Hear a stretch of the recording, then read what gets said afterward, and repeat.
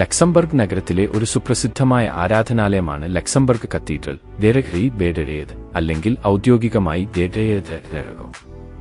Gothic ശൈലിയിലുള്ള ഈ cathedral 17 നൂറ്റാണ്ടിൽ ജെസ്യൂട്ട് പാദ്രിമാരുടെ നേതൃത്വത്തിൽ പണികഴിപ്പിച്ചു. 1613 ജെസ്യൂട്ട് പുരോഹിതന്മാർ ഈ കത്തീഡ്രലിന്റെ നിർമ്മാണം ആരംഭിച്ചു. ലക്സംബർഗ് രാജ്യം ഒരു കിഴക്കൻ ഫ്രാങ്കിഷ് സാമ്രാജ്യത്തിന്റെ ഭാഗമായി നിലനിന്നിരുന്ന സമയത്തായിരുന്നു ഇതിന്റെ നിർമ്മാണം. 1621 കത്തീഡ്രൽ പൊതുജനങ്ങൾക്ക് തുറന്നു കൊടുക്കുകയും അതിന്റെ മനോഹരമായ ഗോത്തിക് ശൈലി ശ്രദ്ധേയമാക്കുകയും ചെയ്തു.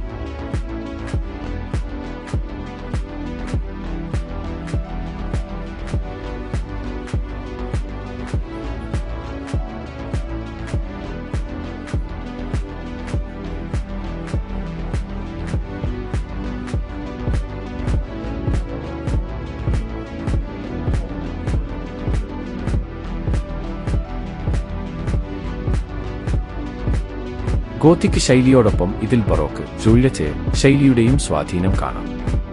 അകത്തളത്തിൽ മനോഹരമായ നിറമുള്ള കഞ്ചാടി കണ്ണാടികൾ, ലെബന് അതെദാറുകൾ, അതിസുന്ദരമായ ശില്പങ്ങൾ, ഒപ്പം ശുദ്ധമായ ഹസ്തകലാ നിർമ്മിതികൾ എന്നിവ അടങ്ങിയിരിക്കുന്നു. പ്രത്യേകിച്ച് കത്തീഡ്രലിന്റെ അർദ്ധഗൃഹത്തിൽ സ്ഥിതി ചെയ്യുന്ന ലക്സംബർഗിന്റെ ജെ ദേശഖരീദ് എന്ന വെങ്കല്ല് പ്രതിമ തീർത്ഥാടകരുടെ പ്രധാന ആകർഷണമാണ്. 19 നൂറ്റാണ്ടിൽ കത്തീഡ്രലിൽ വിപുലമായ വികസന പ്രവർത്തനങ്ങൾ നടന്നു. 1935 നവീകരണത്തിൽ കത്തീഡ്രലിന്റെ അകത്തളങ്ങൾ കൂടുതൽ വലുതാക്കി, പുതിയ അലങ്കാര ശൈലികൾ ചേർത്തു. അതോടൊപ്പം കത്തീഡ്രലിന്റെ കൂടാരങ്ങൾ ലഥേൻഡ് ഉയർത്തി.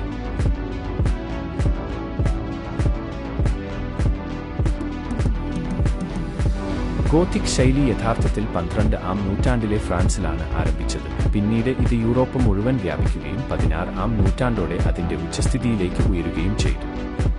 ഈ ശൈലിയുടെ പ്രധാന ലക്ഷ്യം ഒരു ദൈവിക അകമ്പടിയുള്ള അതിസംഭ്രമജനകമായ അന്തരീക്ഷം സൃഷ്ടിക്കുന്നതായിരുന്നു.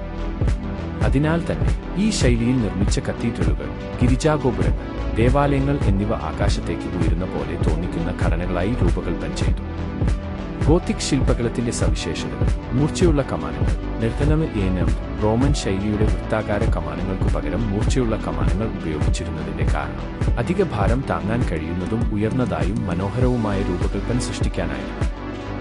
റിബ് വാട്ടിംഗ് ഇതിന്റെ ഉപയോഗം മേൽക്കൂരയ്ക്ക് കൂടുതൽ വലുപ്പം, ശക്തി, ഭാരം താങ്ങാനുള്ള കഴിവ് എന്നിവ നൽകുകയും ഭാവി പരിപാടികളിൽ സൗന്ദര്യശാസ്ത്രപരമായ വർധന ഉണ്ടാക്കുകയും ചെയ്തു.